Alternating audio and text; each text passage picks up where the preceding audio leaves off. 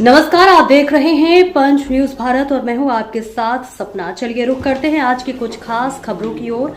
अगर आपको हमारी खबर पसंद आई है तो चैनल को सब्सक्राइब करें।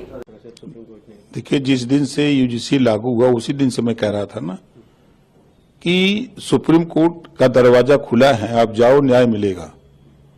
उसी दिन से मैं कह रहा हूं, सरकार भी आपके पक्ष में है। सरकार ने भी ये कहा कि हम केंद्रीय शिक्षा मंत्री ने भी कहा कि हम कमेटी बना देते हैं, 15 दिन में जो रिपोर्ट आएगी, जो संशोधन करना होगा कर लिया जाएगा, जो रिपोर्ट कहेगी, जो संस्तुति आएगी। और सुप्रीम कोर्ट ने तो मैं तो उसी दिन से कह रहा हूं कि आप सुप्रीम कोर्ट जाओ, दरवाजा खुला, न्याय मिलेगा। आपको अगर इस तरह का अंदेशा है तो आज वो सुप्रीम कोर्ट गए, सुप्रीम कोर्ट ने उनकी बात को माना, अब स्टे दिया है, अब आगे सुनवाई होगी तो अपना बहस करें। भारतीय जनता पार्टी के लिए आपको नहीं लगता केंद्र सरकार के लिए एक बड़ी झटका? कोई चीज नहीं है। कौन सा झटका है?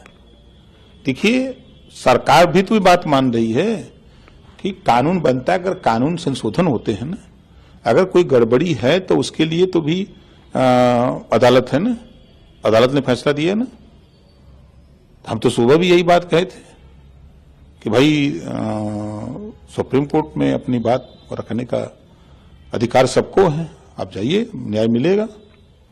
तो सुप्रीम कोर्ट ने बात को समझा और समझ करके स्टे लगाया। बरेली के जो मजिस्ट्रेट थे अलंकार अग्निहोत्री, जिन्होंने इस्तीफा दे दिया और तमाम बातें कही, वो कह रहे हैं कि ये बहुत बड़ी जीत है, इसे जीत बता रहे हैं। देखिए, वो इस्तीफा नहीं दिए हैं, वो राजनीतिक ड्रामा कर रहे हैं, किए थे। इस्तीफा दिया जाता है कोई बीमारी कारण हो, व्यक्तिगत कारण हो, पारिवारिक वजह हो, इसके लिए लोग इस्तीफा देते हैं। और कोई शंकराचार्य बैठे हैं प्रयागराज में, शंकराचार्य से उनके नौकरी से क्या मतलब है? यूजीसी से मुद्दा बताएं। यूजीसी को भी नहीं, यूजीसी भी तो उनका क्या इशू है? उनका तो कोई इशू नहीं है। वो इस हवा में अपना नेता बनने की कोशिश किए और इसी वजह से अगर वास्तव में जो इस्तीफा देने के कारण होते हैं वो कारण दिए होते तो वो इस्तीफा उनका स्वीकार कर लिया गया होता। लेकिन ये तो सिर्फ राजनीतिक ड्रामा कहते हैं इसको। अब तो वो जीत बता रहे हैं, लेकिन कोई जीत नहीं है। क्या होना है सुप्रीम कोर्ट? देखिए, सुप्रीम कोर्ट ने उस बात को सुना और अपना रोक लगाई है।